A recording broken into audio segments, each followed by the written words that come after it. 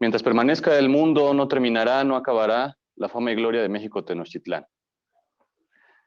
Gracias a todos los que nos están sintonizando en esta transmisión del foro virtual del Parlamento Nacional Indígena de Ciudad de México, con motivo de la Semana y Día Internacional de los Pueblos Indígenas. El de la voz, un servidor, Ituriel Moctezuma Tecuzoma Teutlahua, pues agradecido con esta distinción de invitarme a participar en esta ronda de conferencias que el comité organizativo ha preparado para todos ustedes. Y pues yo vengo aquí a hablarles acerca de un tema de novedad, pero de un tema de interés nacional y que también está conectado con nuestras raíces y con nuestra ancestralidad. El tema que yo he preparado para todos ustedes es los nuevos linajes de México Tenochtitlán. Y antes de abordar la temática central de esta ponencia, me gustaría dar una introducción y poner en contexto lo que vamos aquí a compartir. Bueno, en esta primera lámina que aparece aquí, desplegada en la pantalla, está el nombre de un servidor, el nombre de la ponencia, damos por iniciado. Es una costumbre para un servidor y para el colectivo al cual yo pertenezco, el colectivo mexicanista Pueblo de la Luna y Alcalmeca Metzitzin, que cada vez que iniciamos un evento, una reunión o una ceremonia, nos fijamos y nos posicionamos en la fecha anahuaca en la que estamos transitando. Entonces, por eso esta segunda lámina, después del nombre de la ponencia, es la lámina de la fecha de hoy, en el calendario de Tenochtitlán. Hoy es un día 3 lagartija, de la trecena del viento, el séptimo día del mes de Tlazochimaco, de nuestro año 8 pedernal, Chicuelli Tecpan. Este día, como se muestra aquí, pues también puede ser dicho en náhuatl, como aparece en la parte de acá abajo. Me voy a permitir leerlo para los que no alcancen a ver desde la pantalla. Axcanticat Yey Cuetzpalin, Ipan Tlazochimaco Mesli, Ipan Chicuelli Tecpat Xihui. Bueno, pues ya dicha la fecha, ya dicho el nombre de la ponencia, entramos en materia y esta frase me parece que ejemplifica y representa todo lo que vamos a decir en este pedazo de día. Nosotros nos consideramos no los últimos mexica del ayer, sino los nuevos mexica o los primeros mexica del nuevo sol. Nosotros, los capitalinos, la gente mexicanista, la gente de la mexicanidad, la gente que tenemos en mayor o menor grado algún linaje o alguna representación comunitaria, que hemos abrazado la cultura y la ciencia de nuestros ancestros, no podemos considerarnos un simple rezago de ese pasado glorioso.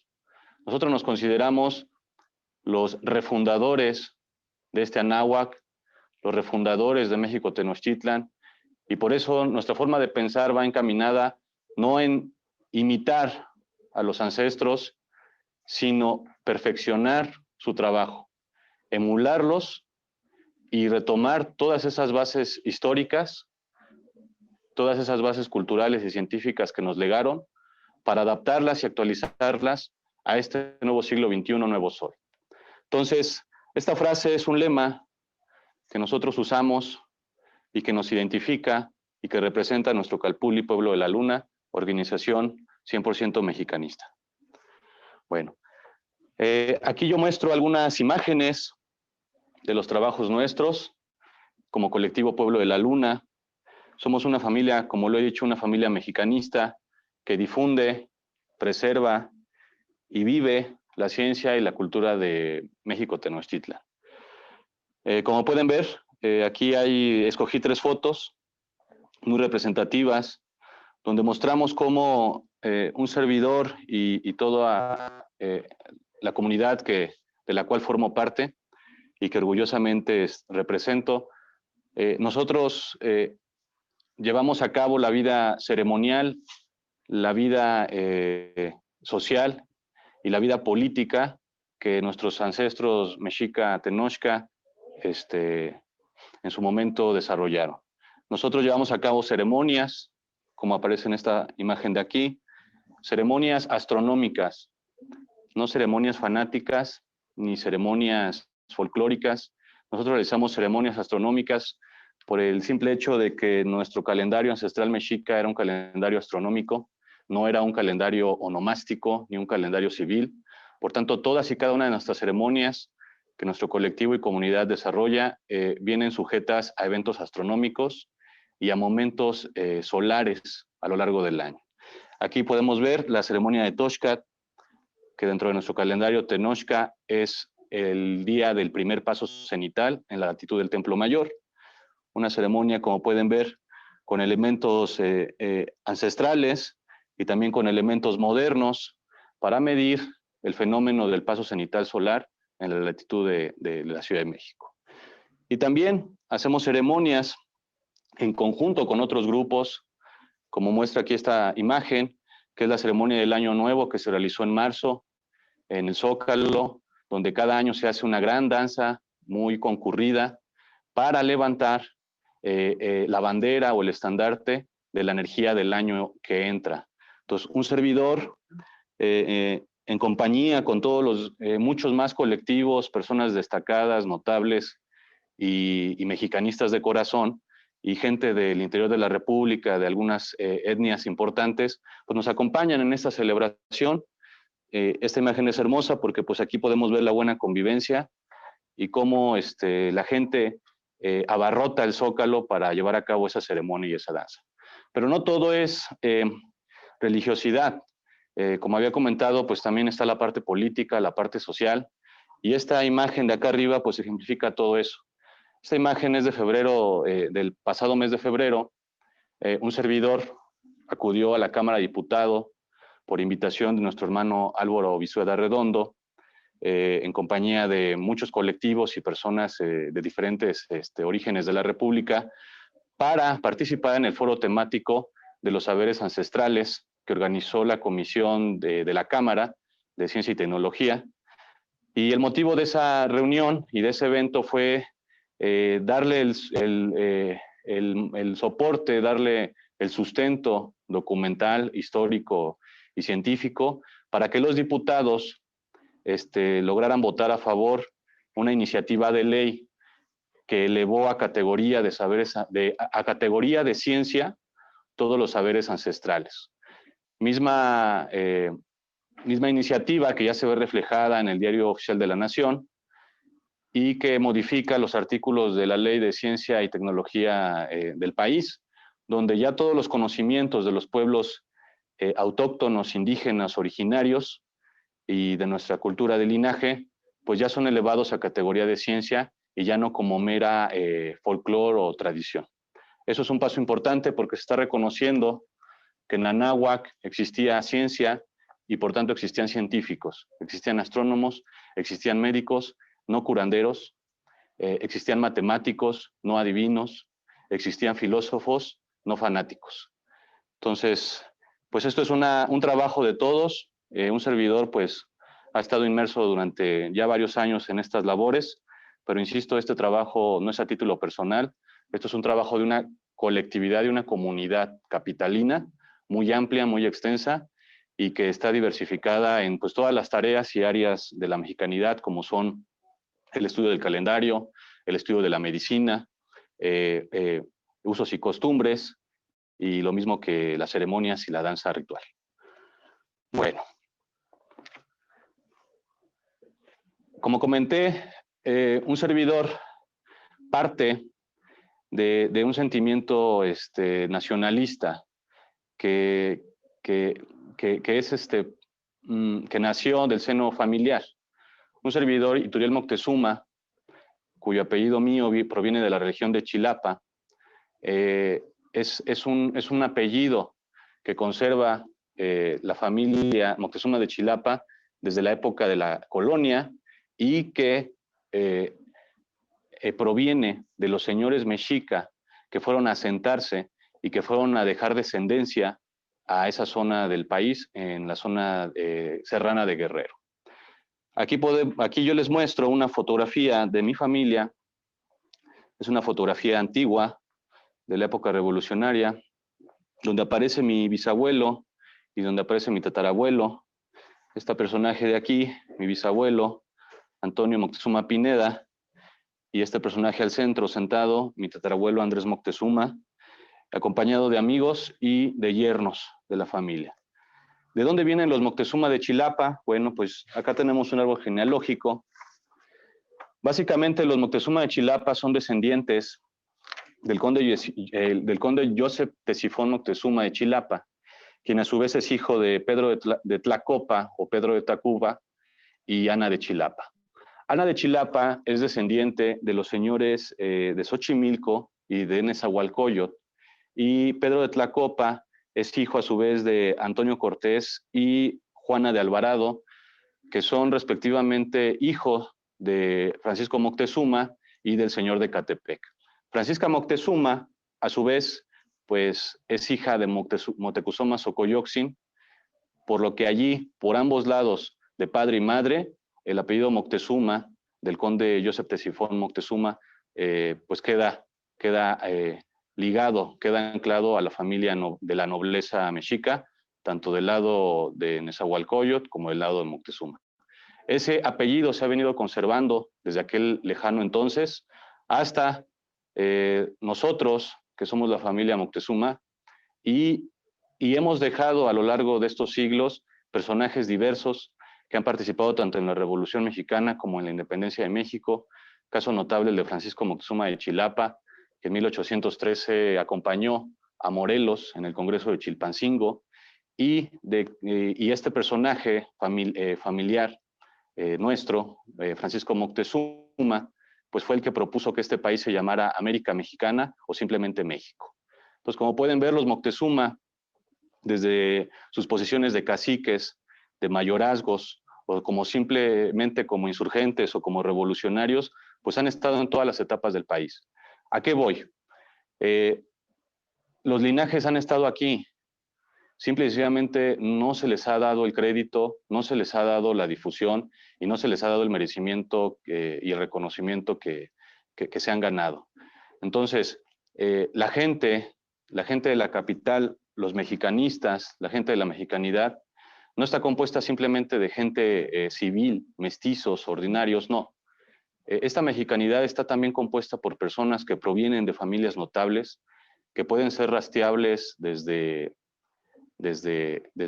las épocas de la Gran Tenochtitlan, y eso ya le da un valor diferente a nuestro movimiento, porque esto ya no se trata simplemente de una ola o una moda citadina, sino se trata de un verdadero movimiento y de una verdadera etnia o comunidad que está resurgiendo y que está reclamando su propio espacio y su propio tiempo en este México moderno. Bueno, aquí esta siguiente foto es un poco más reciente. Ahí se ve a mi abuelo, Andrés Moctezuma, siendo cargado por su padre, Antonio Moctezuma, y una foto actual de mi abuelo, 104 años de edad. Afortunadamente sigue con vida. Y él es alguien que nos ha transmitido muchos valores, que en cada ceremonia y reuniones de la familia nos habla de ética, de moral, de las costumbres, de las formas y del protocolo de los antiguos mexicanos. Es alguien a quien nosotros, todos los nietos, primos, le hemos aprendido mucho, y yo, a título personal, pues gracias a sus consejos y gracias a todas las pláticas que nos ha dado desde que somos niños, comprendí mucho de lo que se dice en los libros, comprendí y pude traducir y pude entender lo que quizás eruditos no entienden, porque nuestra cultura se vive, nuestra cultura no es letra muerta, nuestra cultura es vivencial. Bueno, entonces, ¿por qué hablamos de los nuevos linajes de México Tenochtitlan? Porque así fue la historia de Tenochtitlan. A Tenochtitlan nadie le dio su lugar. Tenochtitlan y los señores mexicas o los señores mexicanos se ganaron a pulso su posición en el anáhuac. Entonces, nuestra tradición como mexica es justamente esa. Nadie nos va a dar un reconocimiento, no lo estamos pidiendo. Nadie es para autoridad para decirnos si somos o no somos, simplemente nosotros nos lo estamos ganando. Y todo el trabajo de décadas de personas notables que han llevado en alto y que han tratado de dignificar la cultura de México Tenochtitlan, pues son justamente eso, todos esos nuevos linajes que se están combinando con personas ya de linajes previos, pero que al final estamos conformando una amalgama de un nuevo pueblo mexica en el siglo XXI. Entonces, es importante que se sepa, y por eso hicimos esta lámina muy bella, que leo a continuación. Todos los pueblos somos indígenas. Los blancos son indígenas de Europa, los rojos son indígenas de América, los negros son indígenas de África y los amarillos de Asia, porque el sagrado maíz es de todos esos colores. Entonces, remitiéndonos a la cosmovisión ancestral, el hombre fue hecho de maíz. Y si el maíz tiene todos estos 4 colores, que son los mismos colores del color de piel de los diferentes grupos humanos a lo largo y ancho del planeta, eso significa que todos somos ancestrales. Eso significa, desde la perspectiva y pensamiento mexica, que todos somos nativos de este mundo y que todos somos indígenas. Me parece que llegó el tiempo en el que la gente de la ciudad reclame y haga buen uso de su condición de indígena. Nosotros somos indígenas de Tenochtitlán, porque aquí nacimos, porque estamos representando a esa cultura, porque estamos llevando a cabo tareas originarias que muchos otros pueblos hermanos indígenas quizás ya no llevan, ¿no? El llevar estas ceremonias, el llevar a cabo estas danzas, el llevar a cabo estas observaciones de los astros, el llevar a cabo estos sembradíos que tenemos en las orillas de la ciudad en base a la agricultura ancestral, en base a los tiempos y a los marcadores solares y a toda la ritualística, eso es ser originario, porque el originario en este país no es la religión católica, el originario en este país es la Mexicáyotl, es la Toltecáyotl. Entonces, nosotros como indígenas, como nativos de Tenochtitlan, estamos realmente siendo originarios. Si aquí el tema es un tema de color de piel, eso ya entra en el racismo. Nadie por su color de piel puede ser catalogado o no indígena, porque precisamente aquí estamos dando la explicación. Todos los colores de piel son indígenas de algún lugar. Entonces, la invitación es que seamos mejor que los invasores, la invitación es que seamos mejor que los colonialistas, que seamos mejor que los esclavistas, dejemos atrás el sistema de castas. Estar hablando de mestizos, de indígenas, de no indígenas o de no mestizos es racismo. Mejor hablemos de mexicanos, hablemos de viejos linajes y hablemos de nuevos linajes. Esta forma de pensar, de dividir al mundo entre indígenas y no entender que todos somos indígenas en cierto o menor grado, es una herencia occidental, una herencia imperialista. Y aquí está un cuadro donde pongo cómo la sociedad novohispana, sumida en un racismo tremendo que trajo Europa con la corona vaticana y la corona española, dividió a la sociedad según su color de piel, según su origen. Y quizás no tiene nada de malo en clasificar a los hombres, en hacer un catálogo de las razas, no tiene nada de malo en ello. Lo que está mal es que se use ese argumento para dar derechos exclusivos a cierto grupo de personas basados en su color de piel. Y vean nada más todas las castas que existía en esta sociedad novohispana y ese pensamiento racista de segregar, de dividirnos, es lo que estamos heredando. Y en un parlamento tan digno como es el parlamento indígena, debemos entender que en ese parlamento caben todos, porque todo el mundo es indígena. Y no hacer distinciones por color de piel, porque vuelvo a lo mismo. Es igual de indígena un alemán de Alemania que un zapoteco de Oaxaca.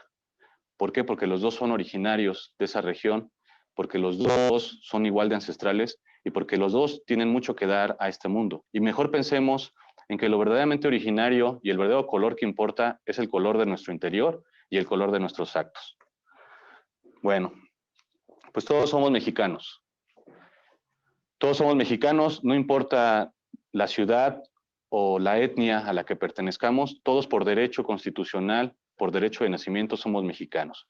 Y aparte de ser mexicanos, pues somos de algún pueblo, somos de algún linaje, somos mayas, somos zapotecos, somos mixtecos, somos otomíes, raramuris, purépechas. Sí, todos tenemos esas clasificaciones que en global podríamos decir que somos anahuacas. Pero lo primordial y lo principal es entender que todos somos mexicanos. No porque alguien sea maya, no porque alguien sea purépecha, no porque alguien sea otomí, deja de ser mexicano. Claro que conserva su linaje. Eso es de lo que estoy hablando. Es importante que los mayas, que los purépechas, que los otomís conserven sus linajes y los enriquezcan, pero no que se haga un uso perverso de esa clasificación para empezar a difundir la nefasta idea de que no somos mexicanos, de que somos una etnia, porque eso es lo que quieren los enemigos del país, que el país entre a una balcanización, que el país empiece a fracturarse por movimientos separatistas del malentendido indigenismo. Eso no queremos los mexicanos, eso no queremos los mexicas, eso no queremos los anahuacas de este siglo.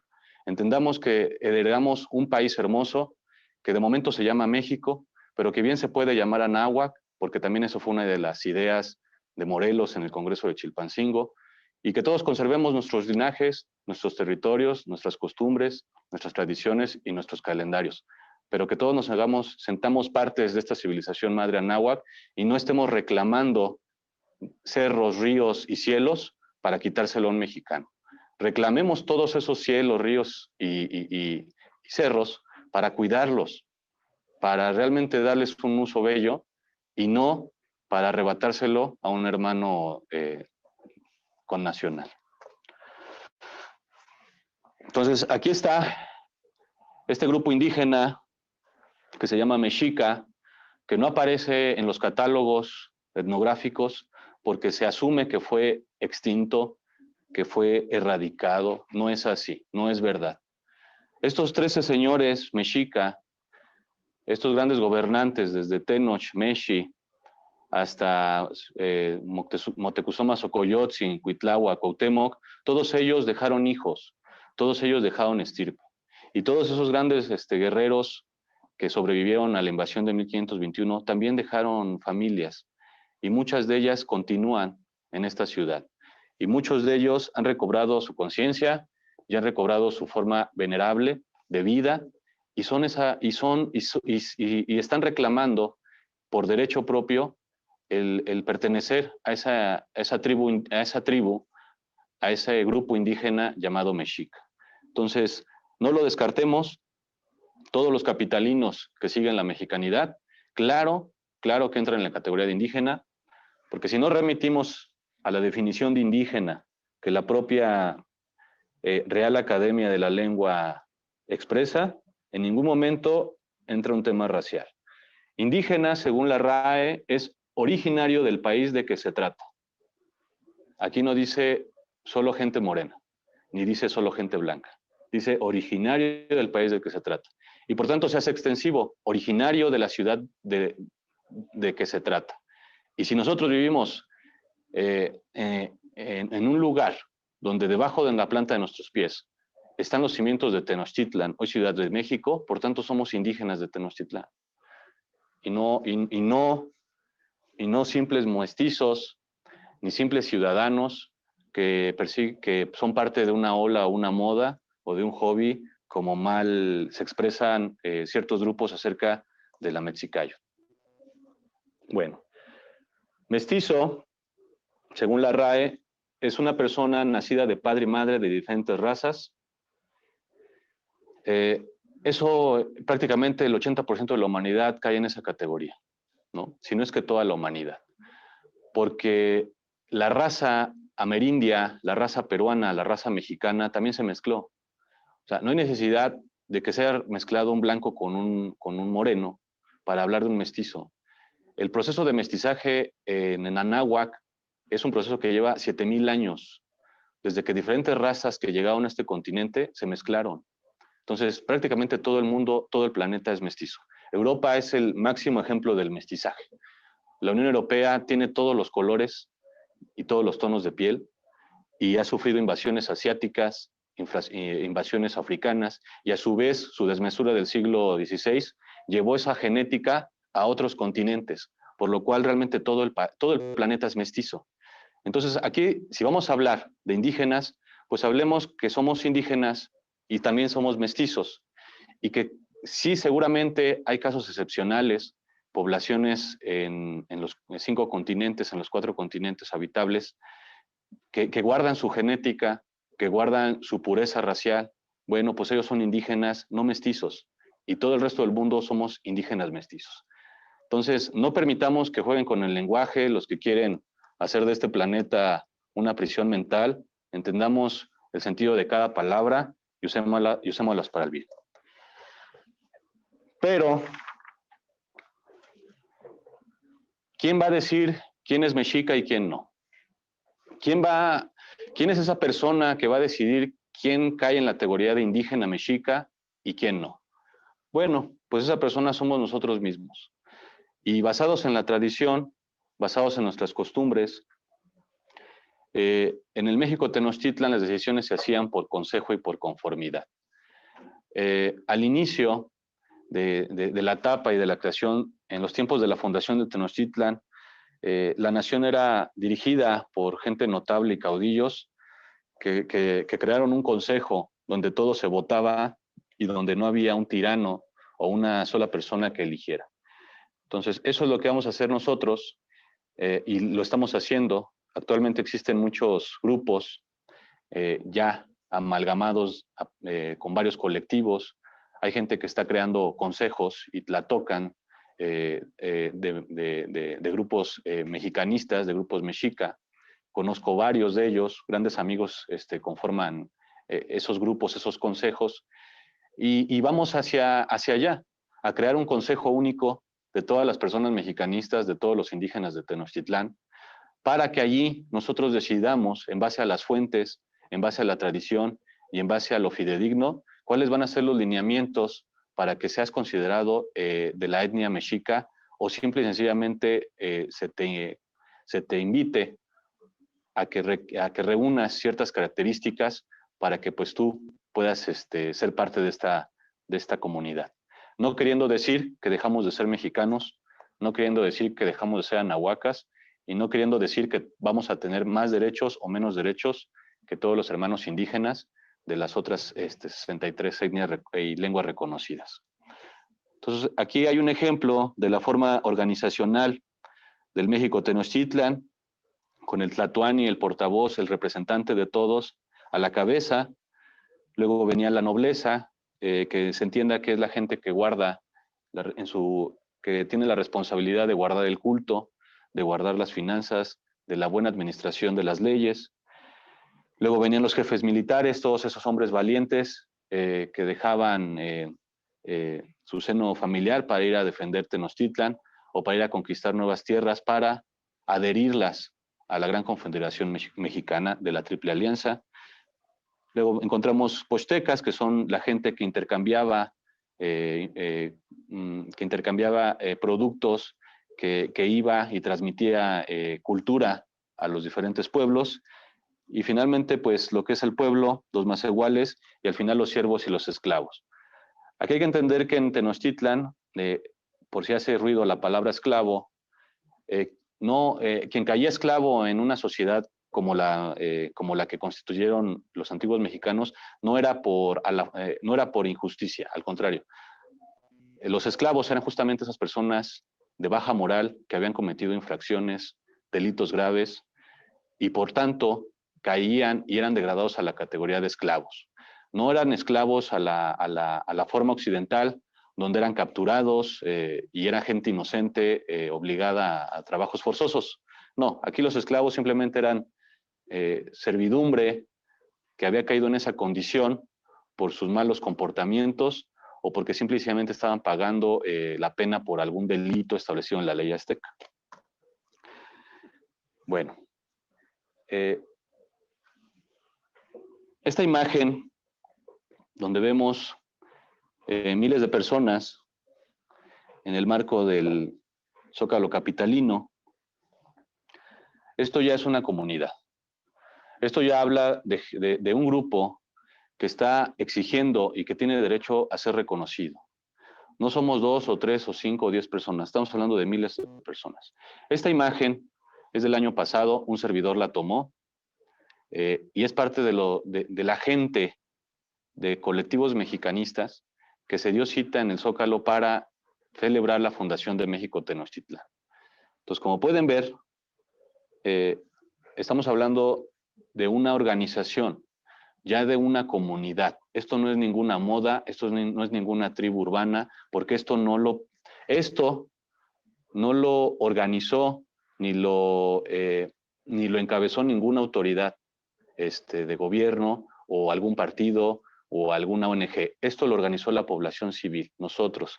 Por eso puse acá abajo las fotografías donde aparecen los representantes de estos colectivos, de estos Calpulli, Calpultin, para que quede constancia de que fuimos nosotros, la sociedad civil mexicanista, los que estamos organizando nuestras propias celebraciones, los que estamos organizando nuestra propia ceremonias y que los que estamos viviendo nuestra propia venerable forma de vida.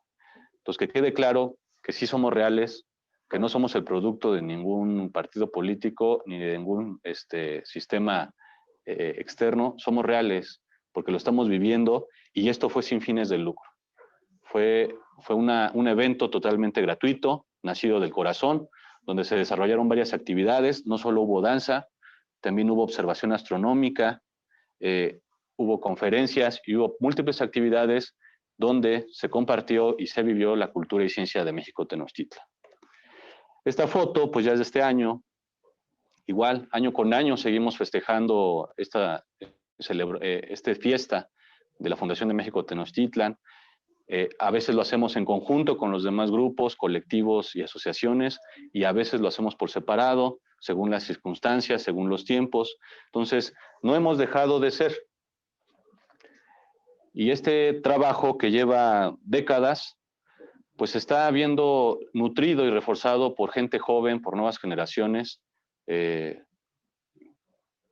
entusiastas y de personas que realmente están reconectándose con su conciencia y que están adquiriendo la identidad mexica, precisamente por el convencimiento de los muy venerables y muy apreciables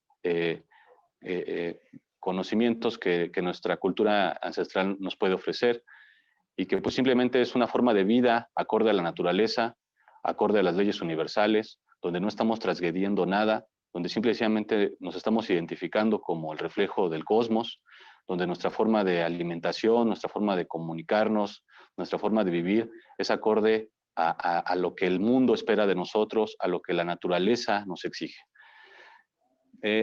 Si me queda un poco más de tiempo, quiero leer algunas citas extraídas desde las fuentes. Como pueden ver, pues aquí traigo algunos libros. No somos improvisados, nadie de nosotros somos ignorantes ni somos supersticiosos. Tenemos mucha fe en nuestras creencias, pero no es fe ciega, es fe razonada. Y les voy a compartir algunas citas extraídas desde las fuentes. Elegí 11 de ellas, aunque hay muchísimas.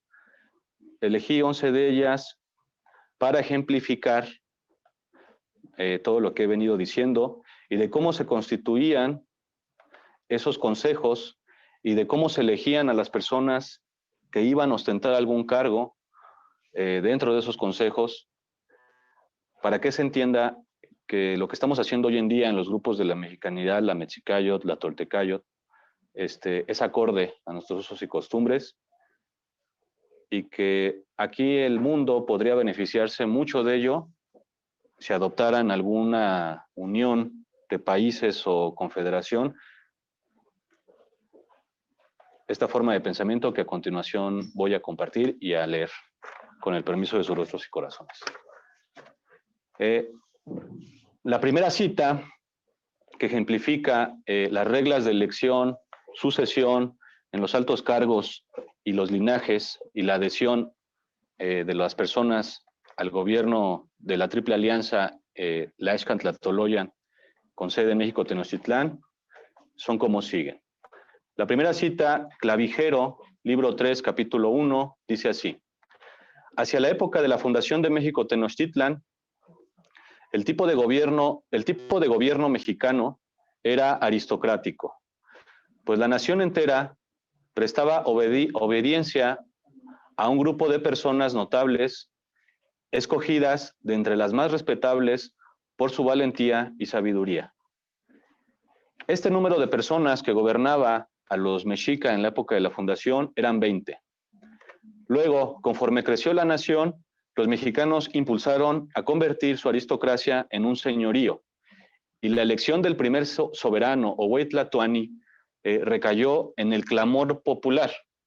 No fue una institución, no fue alguien ajeno a los mexicas, fue su clamor popular. Su propia gente eligió a su representante a su dignatario más alto, y de acuerdo a las fuentes, ese primer Tlatoani fue Acamapistli, y a partir de Acamapistli proviene todo el linaje de los señores Tenochca.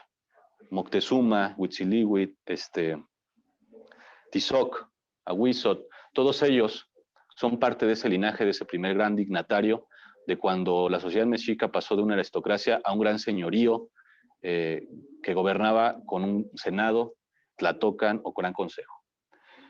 La cita 2 viene de Torquemada, libro 9, capítulo 27.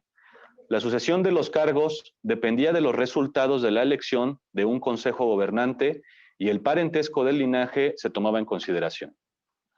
Una vez más, aquí queda claro que los linajes sí importaban, pero no eran determinantes para elegir a las personas que ocupaban algún cargo, porque también se tomaba en cuenta su valía y su reputación y su conocimiento. La cita 3 es de Gomara, página 138. La costumbre general entre los gobernantes y grandes señores de México es que hereden los hermanos primeramente que los hijos, después los hijos del hermano mayor y enseguida los hijos del primer heredero. Si no existían hijos ni sobrinos, se heredaba a los parientes más próximos o se daba todo a la comunidad. Una vez más, estamos hablando de una cultura que no es necesariamente nepotista, ni se le otorgan bienes y cargos y privilegios a nadie, sino que simplemente había reglas de sucesión, pero también se consideraba el no suceder a una persona sin importar que fuera descendiente o no del señor que es sustituido. Otra cita, Clavijero, libro 7, capítulo 6. Quien llegaba a la corona mexicana o Ohueytlatoani era un cargo electivo, y para ello había 4 electores a cuyo juicio y decisión quedaban sometidos todos los votos de la nación. Dichos 4 electores pertenecieron a la estirpe real más alta, de la clase más alta de los linajes de Acamapistli, y su poder electoral terminaba con la primera elección e inmediatamente después se designaba a 4 nuevos electores, o estos mismos se reelegían con el voto de la nobleza mexica. ¿Qué quiere decir? Que a ti te elegían, tú no te autonombrabas, ni te nombraba un poder externo, y esos electores también eran reelegidos, precisamente para que no se diera el vicio o malas prácticas, donde el que elige y el elegido están en un contubernio o son parte de de un acuerdo oscuro, ¿no? Otra cita de Alonso de Zurita, página 45. Para que el Tlatoani pudiera gobernar, debía tener 30 años o más de edad. Esto es muy importante. Traemos el prejuicio occidental de que el más viejo es el que debe dirigir. No es verdad. Eso es una mentalidad judio-cristiana. Los patriarcas no necesariamente son personas que deben ser ancianas, y aquí está muy claro en nuestra cultura. En nuestra cultura bastaba con que fueras un hombre de honor, un hombre que alcanzaras la mayoría de edad y decidido y dispuesto a escuchar los consejos de los sabios para que tú fueras el encargado de dirigir la nación. Y el claro ejemplo lo tenemos en Cuauhtémoc, un muchacho de menos de 30 años, en este caso fue elegido de menos de 30 años por la tragedia y la crisis que atravesaba Tenochtitlan en la invasión, pero fue un muchacho de 20 años que fue elegido como el máximo representante que dirigía los destinos del país. Entonces, eso de que los tlatocan, los gobernantes deben estar conformados por abuelos, por personas ancianas, es una total mentira. Y claro que ellos eran considerados dentro del consejo. Por eso el tlatoani era una persona joven, porque requería de vitalidad y requería de fuerza, y el Cihuacóatl era una persona anciana, porque requería de una persona experimentada, de una persona prudente y de una persona que supiera dar buenos consejos basados en la experiencia. Entonces, al combinar juventud con, con experiencia, pues había una fórmula magnífica en el gobierno de México Tenochtitlan. ¿Ya estamos tiempo? ¿Seguimos? Bueno, entonces, a la muerte del soberano, si el que había de sucederle era joven y no alcanzaba la edad necesaria, se acostumbraba dar el gobierno a un pariente viejo, siempre y cuando fuera el más capaz, y si no existía un pariente viejo capaz, entonces se le daba el gobierno o el cargo a un señor principal.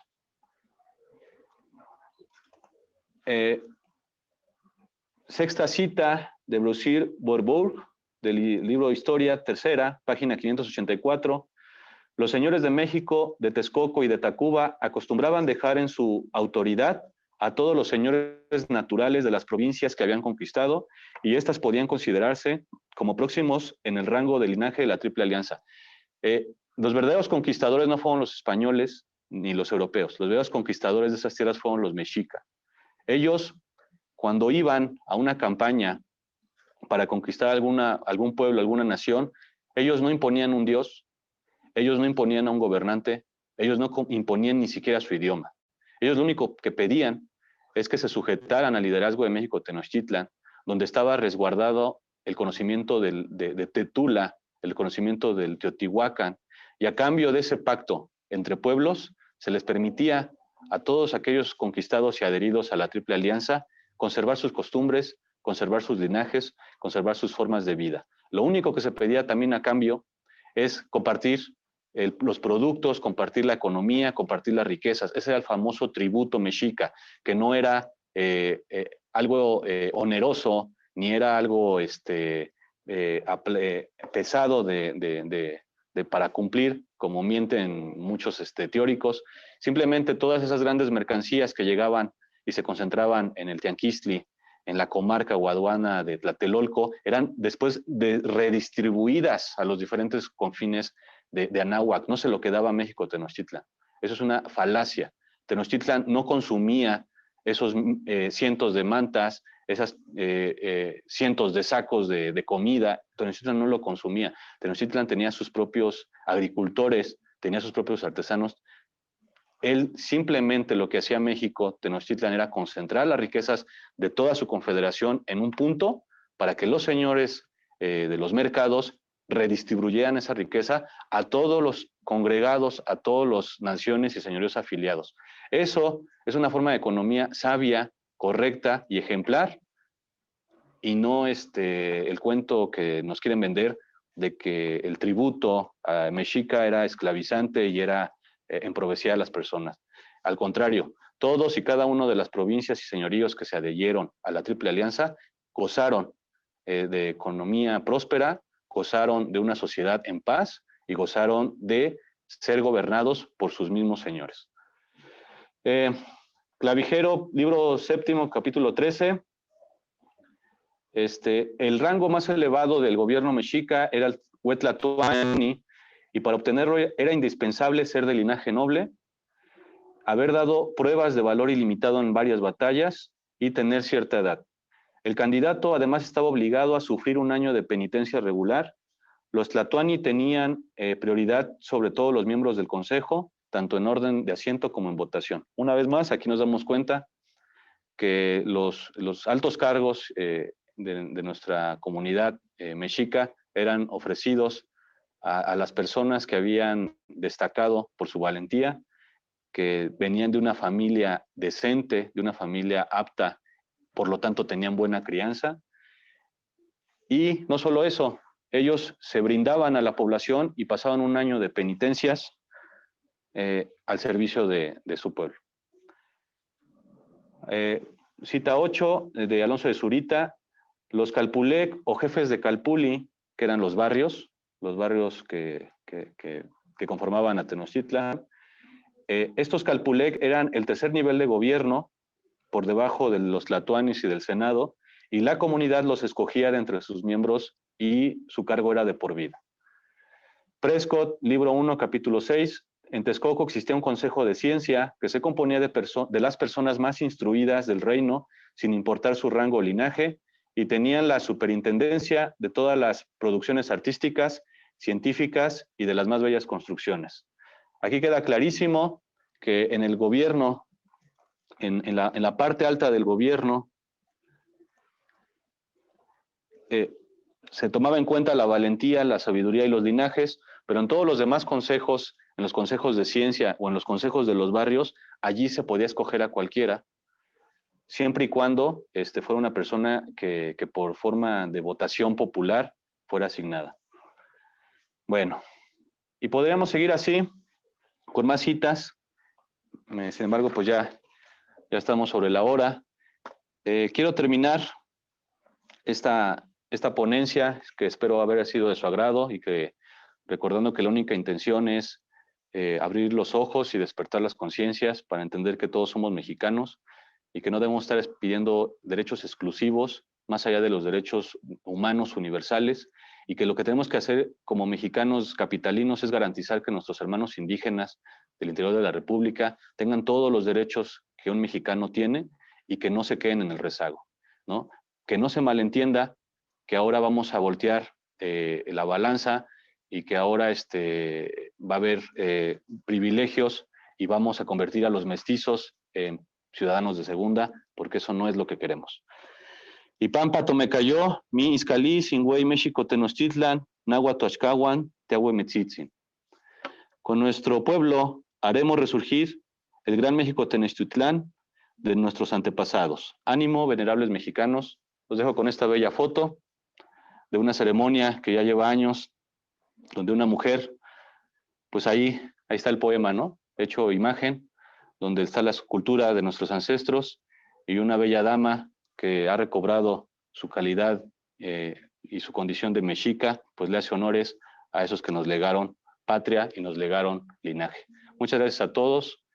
Aquí les dejo los datos. Somos Pueblo de la Luna. Síganos en las redes sociales, sigan nuestras ceremonias y pues mientras permanezca el mundo, no acabará la fama y gloria de México Tenochtitlán. Tlazocamati, muchas gracias.